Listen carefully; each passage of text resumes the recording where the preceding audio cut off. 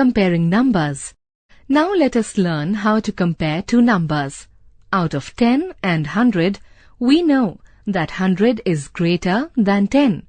But let us see the numbers of digits in both. 10 has 2 digits, whereas 100 has 3. So we can say that if the number of digits is different, then the number with more number of digits is greater. Now consider these numbers. Both the numbers have same number of digits, that is 4.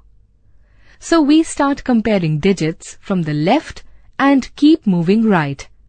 Here the leftmost digit is 1, which is the same.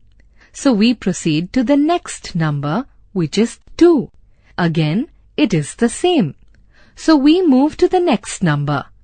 We find that in 1279, the next number is 7, and in 1289, it is 8. Since 8 is greater than 7, so 1279 is lesser than 1289.